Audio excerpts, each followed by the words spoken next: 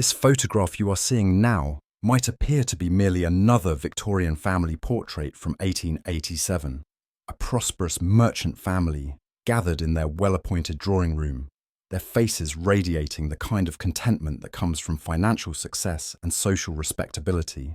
But if you look more closely, if you truly observe the details that most people prefer to ignore, you will begin to perceive something profoundly disturbing about the expressions frozen in silver nitrate and time. The smiles are too perfect, too uniform, too identical across 5 different faces. These are not the natural expressions of a happy family. These are the masks of people trapped in something far more sinister than any photograph should be capable of preserving. This is the story of the Thornfield family of Salem, Massachusetts, and the portrait that would consume their lives in ways that defy rational explanation. The story behind it goes far beyond what any photography manual would dare to acknowledge, revealing how a single moment captured on film can become a prison from which there is no escape. To fully understand the extraordinary story of the Thornfield family portrait, we need to dive into the context of Salem in 1887.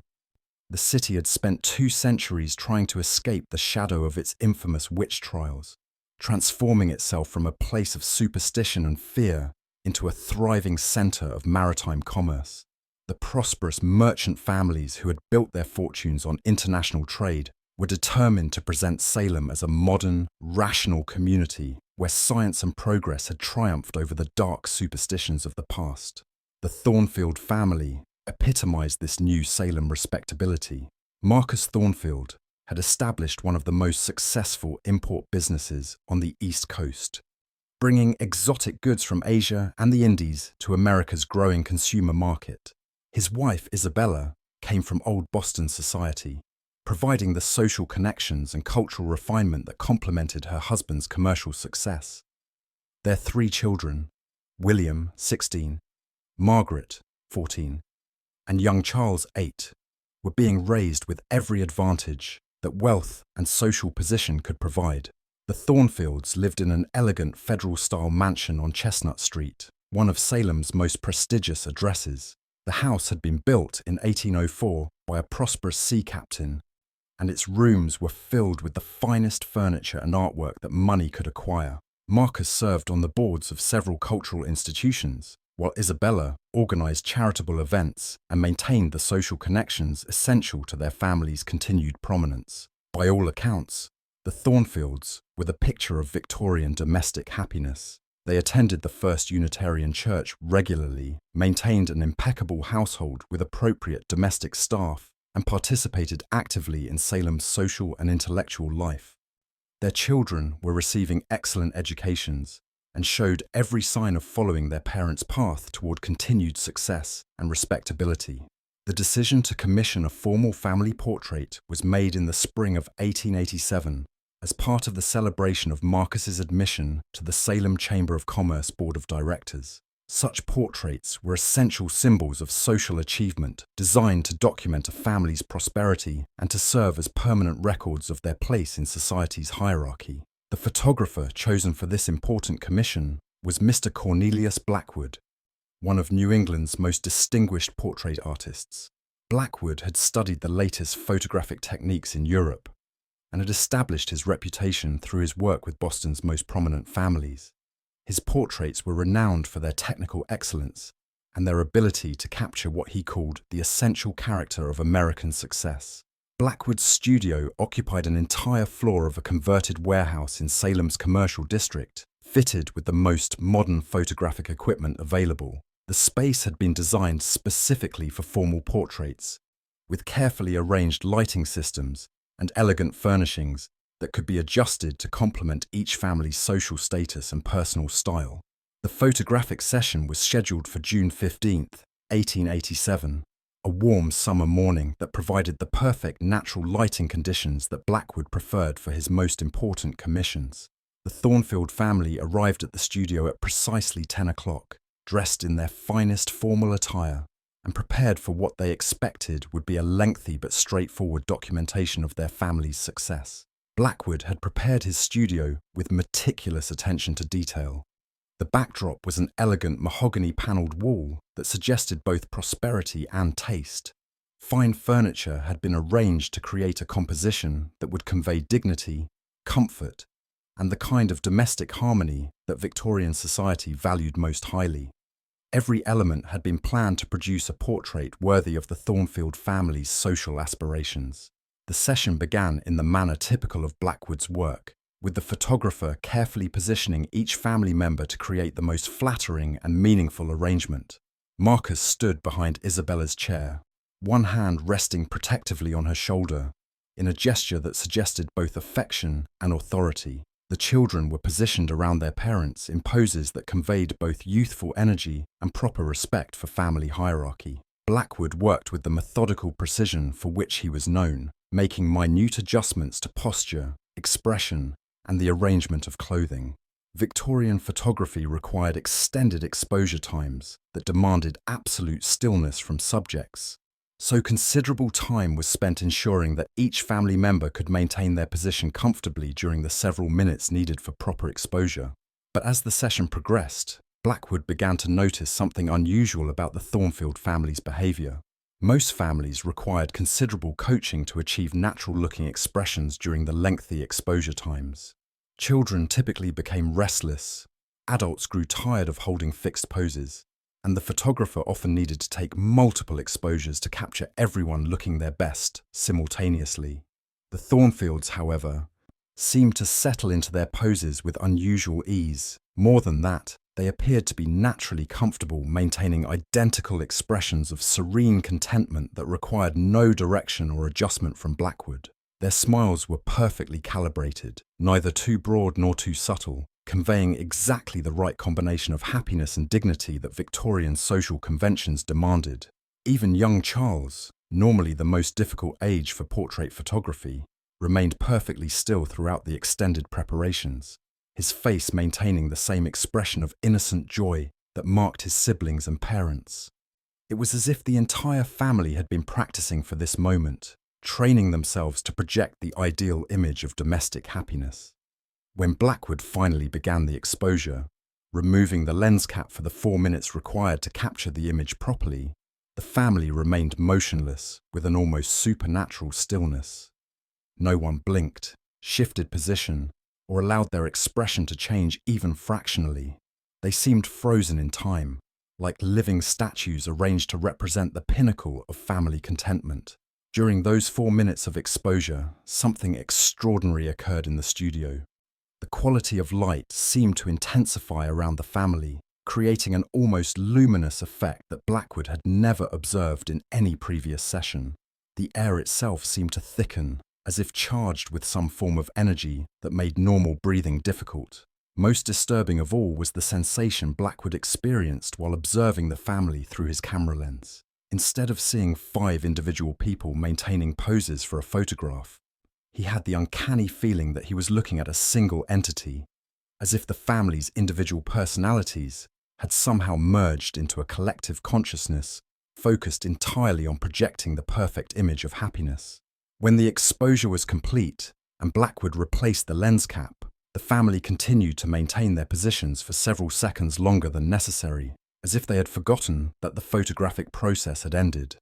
Only gradually did they begin to move and speak again, but even then their interactions seemed strangely formal and controlled, lacking the natural spontaneity typical of families relieved to be done with the demanding requirements of portrait photography. As the family prepared to leave the studio, they arranged for the developed portrait to be delivered to their home within the week, as was standard practice. Their manner throughout these final interactions was perfectly pleasant and appropriate, but Blackwood couldn't shake the feeling that something fundamental had changed during the session, not just in the way the family appeared, but in their essential nature. The process of developing the Thornfield portrait followed Blackwood's established procedures, using the same chemicals and techniques that had produced hundreds of successful portraits. But as he worked in the red-lit darkness of his developing room, he found himself approaching the task with unusual anticipation, mixed with inexplicable dread. The image emerged from the chemical solutions with extraordinary clarity and definition, every detail captured with the technical perfection for which Blackwood was renowned. The family appeared exactly as they had during the session, Marcus standing protectively behind Isabella, the children arranged in perfect harmony around their parents, all 5 faces displaying identical expressions of serene contentment. But there was something in the developed photograph that had not been apparent during the actual session, something that became more disturbing the longer Blackwood studied the image. The family's expressions, while individually perfect, created a collective effect that was deeply unsettling. The uniformity of their smiles, the identical positioning of their eyes, the synchronized tilt of their heads, all suggested a level of coordination that seemed impossible for a natural family portrait. Even more troubling was the quality of light in the photograph. The luminous effect that Blackwood had noticed during the exposure had been captured with startling intensity, creating an almost supernatural glow around the family that made them appear to be lit from within.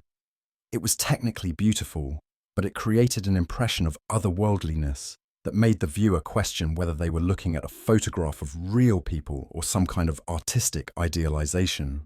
Over the following days, Blackwood found himself returning repeatedly to study the Thornfield portrait, searching for some explanation for its disturbing perfection.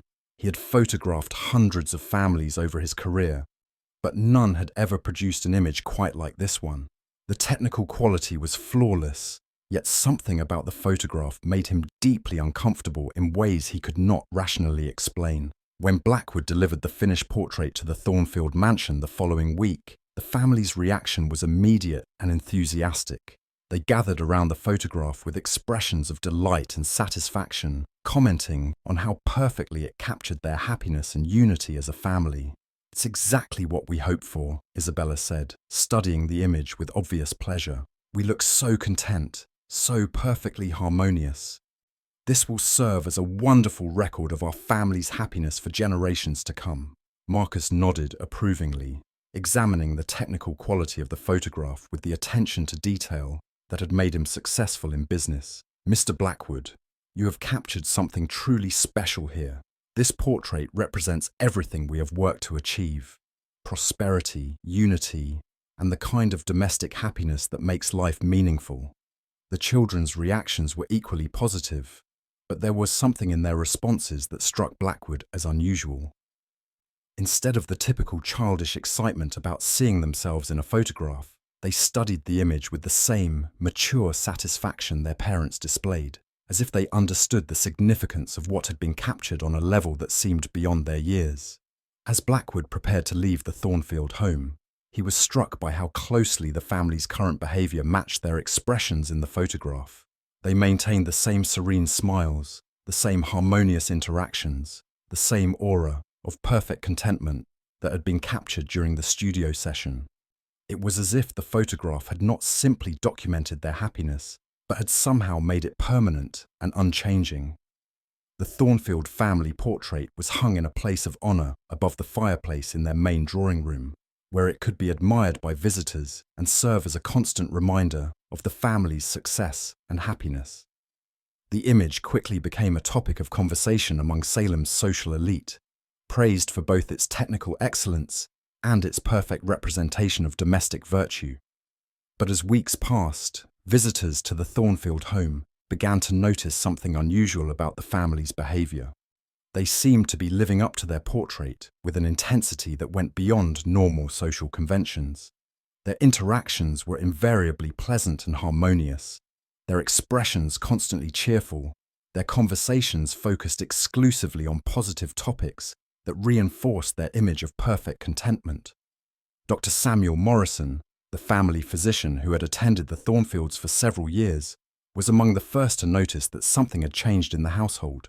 During a routine visit to check on young Charles's recovery from a minor illness, Dr.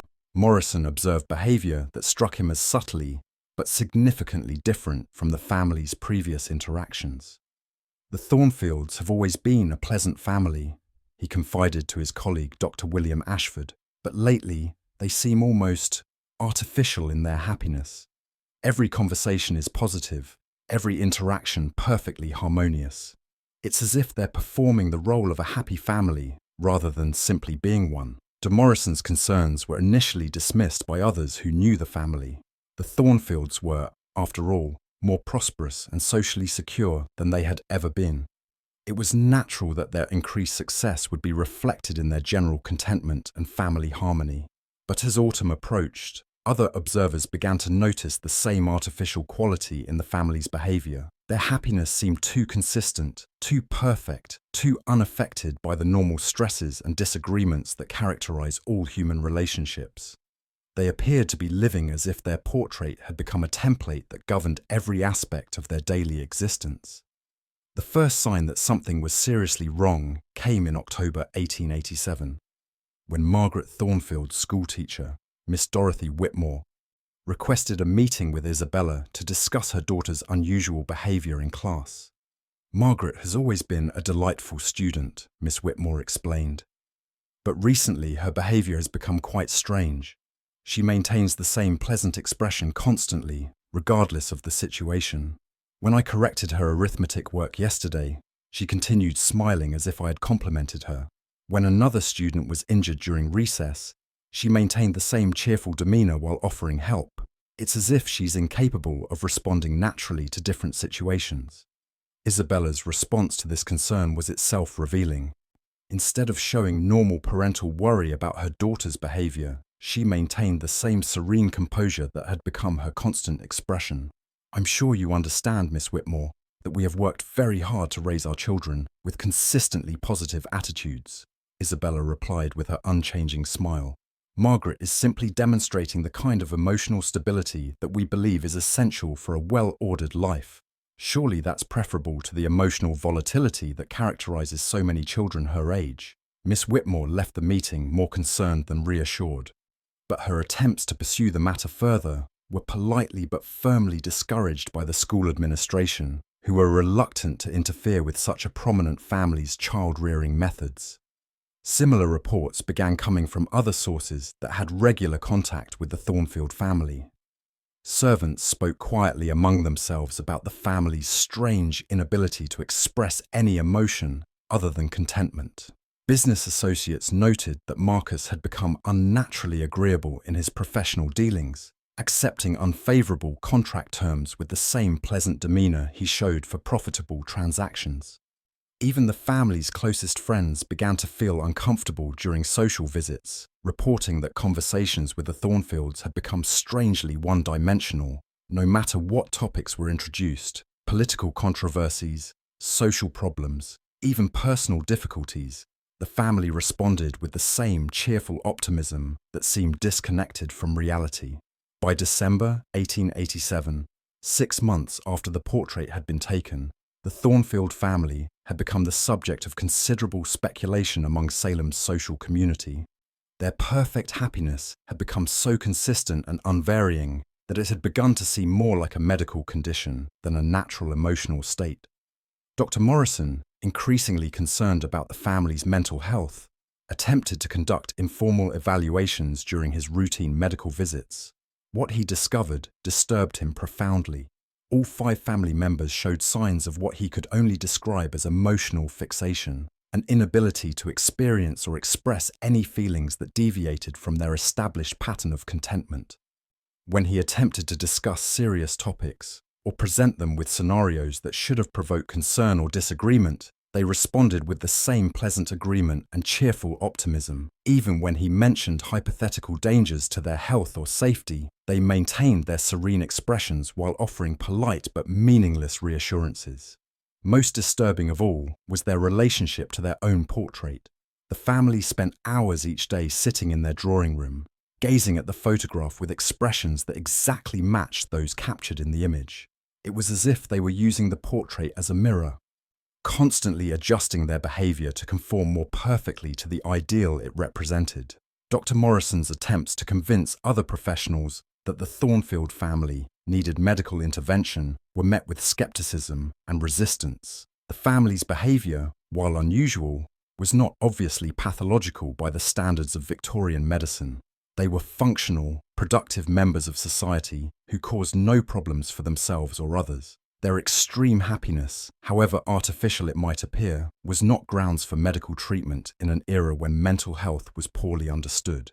As 1887 drew to a close, The Thornfield family had become prisoners of their own perfect image. The portrait that was supposed to document their happiness had instead become a curse that trapped them in an eternal performance of contentment from which there seemed to be no escape. They had achieved the ultimate Victorian ideal of domestic harmony, but at the cost of their individual humanity and emotional authenticity.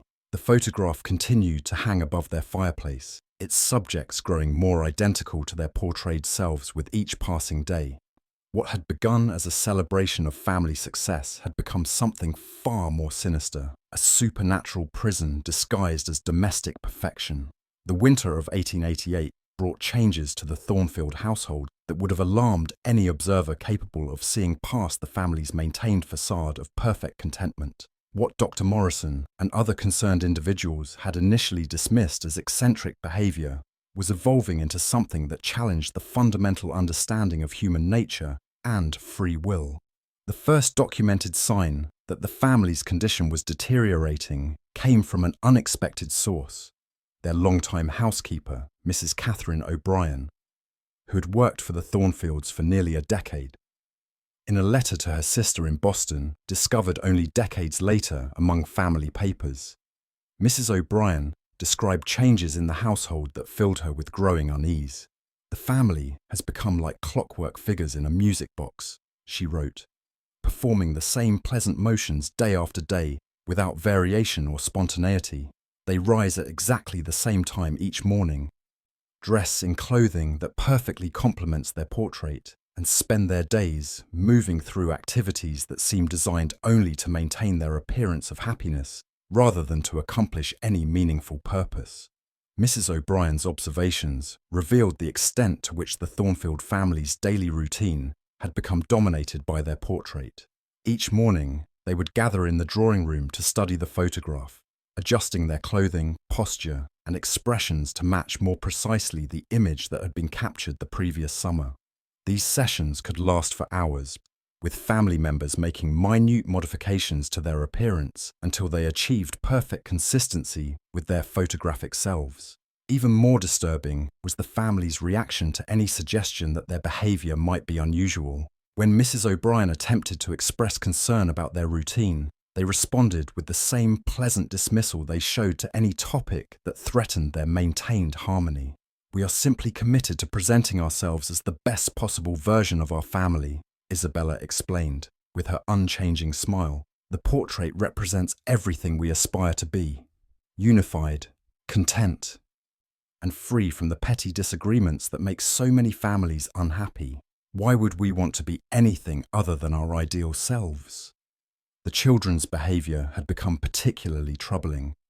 William, Margaret, and Charles showed no interest in activities typical for their ages. Instead of playing games, pursuing hobbies, or forming friendships with other children, they spent their time studying their portrait and practicing the expressions and postures it depicted. Their schoolwork, while technically adequate, had become eerily similar in style and content, as if they were all copying from the same invisible source. Teachers reported that the three children would often give identical answers to different questions, using the same phrases and even the same vocal inflections. Miss Dorothy Whitmore, Margaret's teacher, documented several incidents that suggested the children's personalities were somehow merging or being suppressed in favor of a collective identity that matched their photographic image. "Yesterday, I asked Margaret to write an essay about her personal interests and ambitions," Miss Whitmore wrote in her private teaching journal. She produced a paper that was identical in every detail to essays previously submitted by both of her brothers, down to the handwriting style and grammatical constructions. When I questioned her about this, she maintained her constant pleasant expression and insisted that the essay accurately reflected her individual thoughts and feelings. The family's social interactions had become equally disturbing to those who observed them closely. During dinner parties and social gatherings, the 5 family members would often speak in unison, finishing each other's sentences with perfect coordination, as if they shared a single consciousness distributed among multiple bodies. Dr. Morrison, who continued monitoring the family's condition despite their resistance to medical evaluation, noted that their behavior followed patterns that seemed to correspond directly to their positions in the portrait. Marcus maintained the protective, authoritative demeanor captured in the photograph. Isabella embodied the serene maternal dignity of her portrayed self.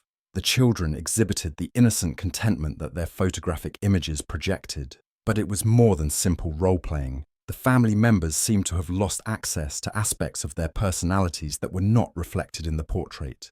Marcus, once known for his sharp business acumen and occasional displays of temper, had become incapable of expressing anything other than benevolent satisfaction.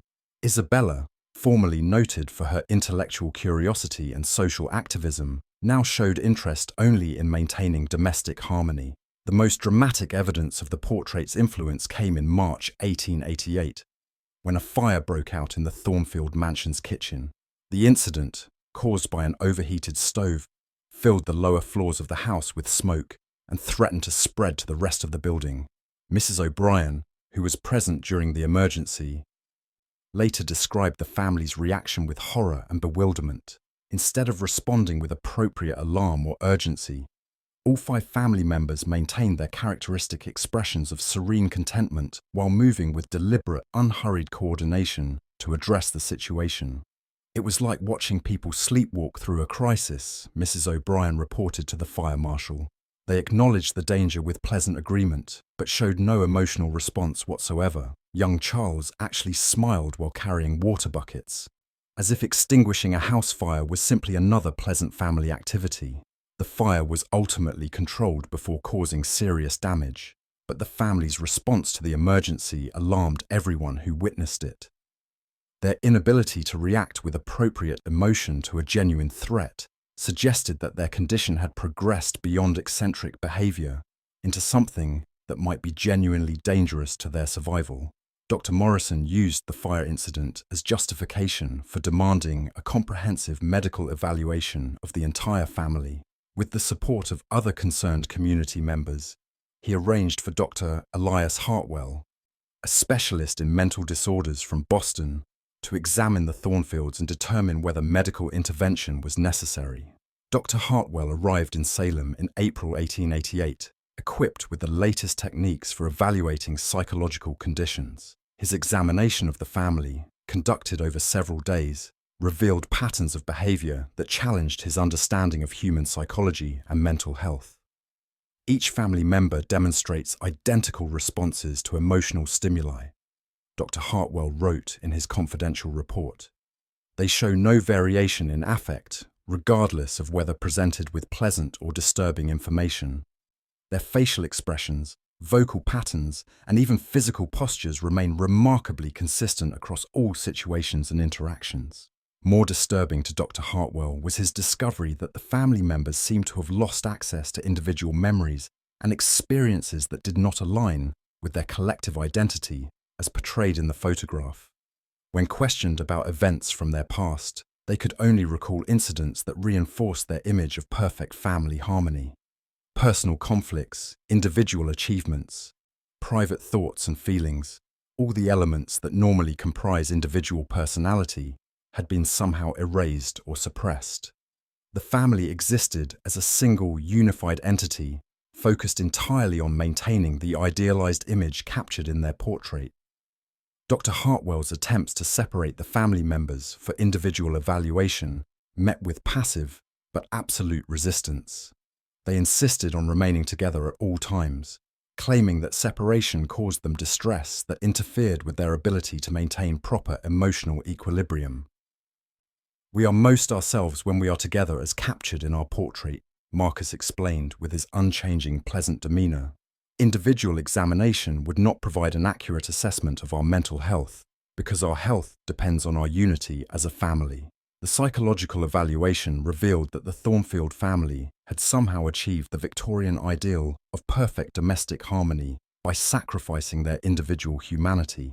They had become a collective entity that existed only to maintain the image of happiness captured in their photograph. Dr. Hartwell's report, filed with Boston medical authorities but never published publicly, concluded that the family was suffering from a form of psychological condition that had no precedent in medical literature.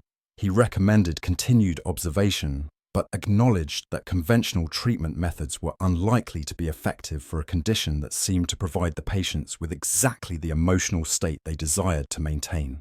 As spring turned to summer in 1888, 1 year after the portrait had been taken, the Thornfield family's condition continued to evolve in increasingly disturbing ways. Neighbours reported that the family could sometimes be seen at night, standing motionless in their drawing room, arranged in the exact positions depicted in their portrait, staring at their photographic image for hours without moving or speaking. The portrait itself had begun to show signs of unusual aging. Despite being less than a year old and properly preserved, the photograph's surface had developed a strange luminosity that seemed to intensify during the family's nighttime vigils. The image appeared to glow with an inner light that made it visible even in complete darkness. Mrs. O'Brien, increasingly disturbed by her employer's behaviour, documented several incidents that suggested the portrait was exerting some form of supernatural influence over the family. She reported seeing the family members' reflections in mirrors around the house gradually changing to match their photographic image more perfectly, even when they were not consciously posing. Even more unsettling was her observation that the family had begun aging in a way that seemed designed to maintain their resemblance to the portrait. Instead of showing normal signs of the passage of time, they were changing only in ways that enhanced their similarity to their captured images. "It's as if they're becoming more like the photograph each day," Mrs. O'Brien wrote to her sister, rather than the photograph being a record of how they once looked. "The portrait seems to be pulling them into itself, making them less human and more like images trapped in silver and glass." The final evidence that something supernatural was affecting the Thornfield family came in August 1888, when Dr. Morrison made a disturbing discovery during what he intended to be his final evaluation of their condition. While examining the portrait during a medical visit, Dr. Morrison noticed that the photograph itself had changed since he had last seen it months earlier. The family's expressions in the image had subtly shifted, becoming more intensely focused on the viewer, as if they were aware of being observed from within the photograph. Even more disturbing was his realization that the family members in the drawing room were beginning to look less real than their photographic counterparts. Their physical presence seemed somehow diminished, as if they were becoming echoes or reflections of their captured images, rather than independent human beings.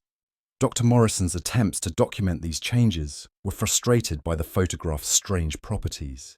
When he tried to create detailed sketches of the portrait for his medical records, his drawings consistently showed the image as it had appeared when first created, despite his clear perception that it had changed significantly. The portrait seemed to resist any attempt to document its evolution, maintaining the appearance of a normal photograph to anyone who was not directly involved in the family's supernatural transformation. By the autumn of 1888, the Thornfield family had effectively ceased to exist as individual human beings. They had become extensions of their portrait, perfect, unchanging, and trapped in an eternal performance of happiness that had consumed their capacity for authentic human experience. The curse that had been captured in silver nitrate and time had achieved its ultimate purpose, the complete transformation of living people into idealized images that could never age, never change, and never escape the prison of their own perfectionism. The winter of 1889 brought to Salem revelations that would force the community to confront the supernatural horror that had been growing within one of their most respected households. What had begun as concerns about eccentric behaviour would evolve into the recognition that the Thornfield family portrait had become something far more sinister than anyone had imagined possible. A supernatural prison that was slowly erasing its subjects from the world of the living. The breakthrough in understanding the family's condition came from an unexpected source. Mr. Cornelius Blackwood himself, the photographer who had created the cursed portrait. Blackwood had spent nearly 2 years documenting similar phenomena in other families he had photographed, gradually realizing that his work had somehow become a conduit for forces beyond human comprehension. Blackwood's private journals, discovered only after his death in 1923, revealed that the Thornfield portrait was not an isolated incident, but part of a pattern that had been affecting his photographic work for several years. Families who commissioned portraits from him were developing identical symptoms, an obsession with matching their photographic images, the gradual loss of individual personality, and the eventual transformation into perfect but hollow versions of their former selves. "I have become a creator of human prisons disguised as artistic achievements," Blackwood wrote in a journal entry dated February 1889. "Each portrait I create seems to trap its subjects more completely in an idealized version of themselves from which they cannot escape. I am not merely documenting families, I am stealing their souls and replacing them with images that grow more real while the people themselves fade away." Blackwood's investigation into his own work led him to a horrifying discovery. The photographic chemicals he had been using, purchased from a supplier in Boston who claimed they produced superior image quality, contained substances that were not found in any standard photographic manual. When analysed by a chemist colleague, Tomassi, these chemicals proved to include compounds derived from materials that had no place in legitimate photography. The supplier, when confronted by Blackwood, revealed that the enhanced chemicals had been developed by a group of occultists who believed that properly prepared photographic materials could capture and preserve not just physical appearances, but the spiritual essence of their subjects. The process was designed to create images that would gradually absorb the life force of the people they depicted, making the photographs more real while their subjects became increasingly insubstantial. Armed with this knowledge, Blackwood returned to Salem in March 1889 to warn the Thornfield family about what was happening to them and to attempt to break the supernatural bonds that connected them to their cursed portrait. What he found at the Thornfield mansion shocked him even more than his darkest fears had prepared him for. The family was no longer living in any recognizable sense of the word. They had become perfect replicas of their photographic images, moving through their daily routines with mechanical precision, but showing no signs of genuine human consciousness or emotion. Mrs. O'Brien, the family's longtime housekeeper, had fled the household the previous month, unable to cope with her employer's transformation into what she described as beautiful automatons who had forgotten how to be human. Her final report to Dr. Morrison, written before she left Salem permanently, documented the complete breakdown of normal family life. They no longer eat regular meals, claiming that maintaining their appearance is more nourishing than food, she wrote. They don't sleep in beds, but stand motionless in the drawing room all night, arranged in the same positions as their portrait.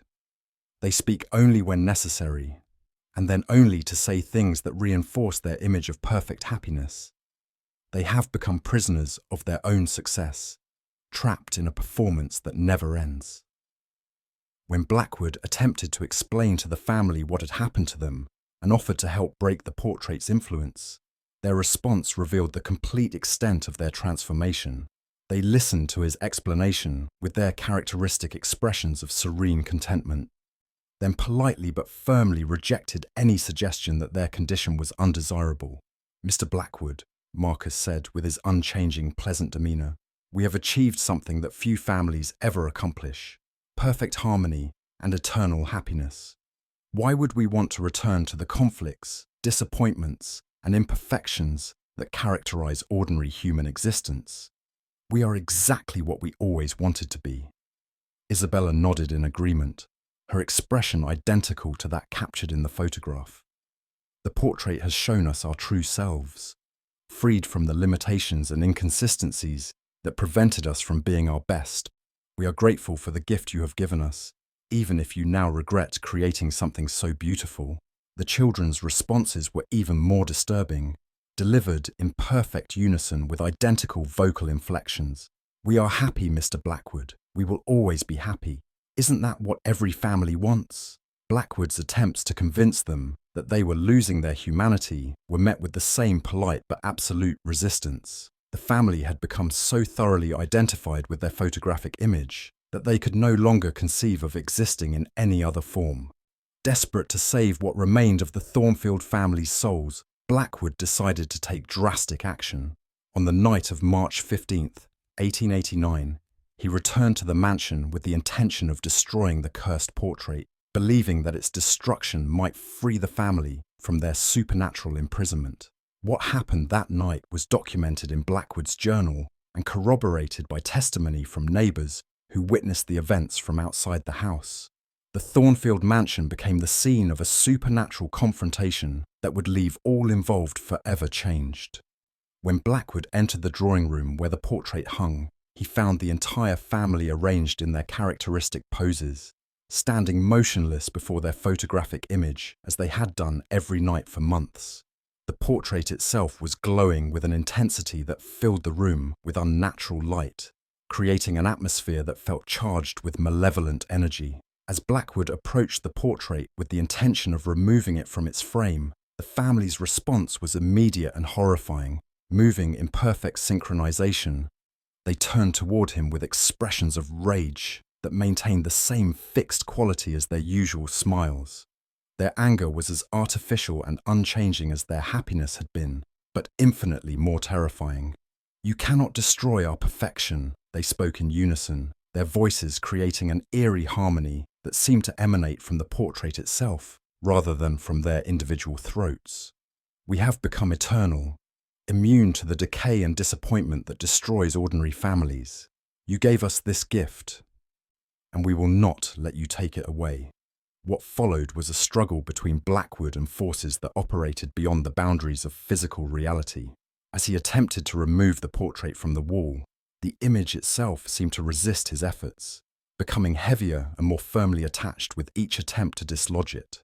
The family members began moving toward him with the same mechanical precision they had shown in all their activities, but their intent was clearly hostile. Their perfect smiles had transformed into expressions of supernatural malevolence that revealed the true nature of what they had become. In his desperation to destroy the portrait before the transformed family could stop him, Blackwood struck the glass surface with a heavy candlestick he had grabbed from the mantelpiece. The sound of breaking glass filled the room, but instead of shattering normally, the portrait seemed to explode with blinding light and a sound that was less like breaking glass than like screaming voices. The destruction of the portrait's surface triggered a catastrophic release of the supernatural energies that had been building within it for nearly 2 years. The room filled with a wind that came from no earthly source, carrying with it the sounds of voices crying out in anguish and relief. But the family's reaction to the portrait's destruction was not liberation, it was utter annihilation. As the photograph's surface cracked and dissolved, so too did the bodies of the people it had been slowly absorbing. They didn't die in any conventional sense, but simply faded away like images themselves being erased, their final expressions showing not pain or fear, but a kind of confused disappointment at being denied their eternal performance of happiness. Within minutes, Blackwood found himself alone in the drawing room with the shattered remains of the cursed portrait. The Thornfield family had vanished completely, leaving no physical trace of their existence except for the clothes they had been wearing, which now lay empty and deflated on the floor, like discarded costumes from a theatrical performance that had finally ended. The investigation into the Thornfield family's disappearance was conducted by local authorities, with the thoroughness typical of cases involving prominent citizens, but the evidence defied rational explanation. The house showed no signs of violence or struggle. The family's personal belongings remained untouched. There were no indications that they had planned to leave Salem or had been abducted by outside forces. Blackwood's account of the night's events was initially dismissed as the ravings of a man who had suffered some form of nervous breakdown. His claims about supernatural photography and cursed portraits seemed too fantastic to be credible, especially when presented to investigators who operated within the rational, scientific worldview of the late Victorian era. But Dr. Morrison, who'd been documenting the family's strange behaviour for months, found Blackwood's explanation eerily consistent with his own observations of their gradual transformation. The medical evidence he had compiled supported the photographer's claim that the family had been slowly losing their essential humanity while becoming more like idealized images of themselves. The official conclusion of the investigation was that the Thornfield family had suffered some form of collective psychological breakdown that led them to abandon their home and disappear into the vastness of America, possibly under assumed identities.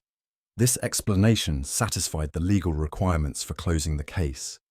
but it convinced no one who had witnessed the family's supernatural transformation. Blackwood himself never recovered from his encounter with the forces he had unknowingly unleashed through his photographic work. He closed his studio immediately and spent his remaining years attempting to locate and destroy other portraits he suspected of containing similar supernatural influences. His journals document dozens of cases where families had been affected by cursed photographs, but his warnings were consistently dismissed by authorities who refused to acknowledge the possibility of supernatural threats. The photographer died in 1923 at the Massachusetts State Hospital, officially committed for persistent delusions about supernatural photography. But the detailed records he left behind provided a comprehensive documentation of what may have been one of the most systematic supernatural attacks on human consciousness ever recorded. The Thornfield mansion stood empty for decades after the family's disappearance, gradually falling into decay as no buyers could be found for a property associated with such disturbing mysteries. The house was finally demolished in 1923, the same year as Blackwood's death, and the land was converted to a public park. But demolition of the building revealed additional evidence that supported Blackwood's supernatural claims.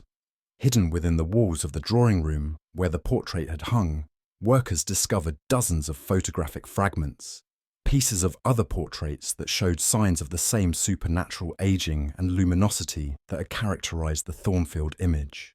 Analysis of these fragments by experts from Harvard University revealed chemical compositions that match Blackwood's descriptions of the cursed photographic materials. The photographs contained substances that had no legitimate purpose in normal photography, but which matched compounds used in various occult practices throughout history. Most disturbing of all was the discovery that some of the photographic fragments showed images of people who had disappeared under mysterious circumstances throughout New England during the 1880s. Families who had simply vanished, leaving behind no trace except missing person reports that had never been solved. The evidence suggested that the Thornfield family was not an isolated case, but part of a broader supernatural phenomenon that had been systematically targeting families throughout the region. The cursed portraits had been serving as spiritual traps, gradually absorbing their subjects until they ceased to exist as independent human beings. Today, more than 130 years after the Thornfield family's disappearance, their case remains one of the most thoroughly documented examples of supernatural photography ever recorded. The combination of medical testimony, eyewitness accounts, and physical evidence creates a body of documentation that challenges rational explanations while providing unprecedented insight into forces that operate beyond the boundaries of conventional reality. The story of the 1887 photograph that aged like a curse serves as a warning about the dangers of pursuing perfection at the expense of authentic human experience. The Thornfield family's desire to present an idealized image of domestic happiness ultimately trapped them in a supernatural prison from which death itself offered no escape. Their portrait, which was supposed to preserve their happiness for future generations, instead consumed their capacity for genuine human emotion and individual identity. They achieved the ultimate Victorian dream of eternal family harmony, but at the cost of their souls and their connection to the world of the living. The curse that claimed the Thornfield family demonstrates that some forms of perfection are too dangerous to pursue, that some ideals are too perfect to be human, and that the desire to present an unblemished image to the world can become a form of spiritual suicide that destroys everything it was meant to preserve. In their quest to become the perfect family, the Thornfields discovered that perfection itself is a curse, a state of being that excludes the flaws, struggles, and authentic emotions that make human existence meaningful. Their portrait became their tomb, their happiness became their damnation, and their success became the instrument of their complete annihilation. The photograph that was meant to celebrate their prosperity instead became evidence of how the pursuit of impossible ideals can transform living people into beautiful, empty images that exist only to maintain illusions that were never real to begin with.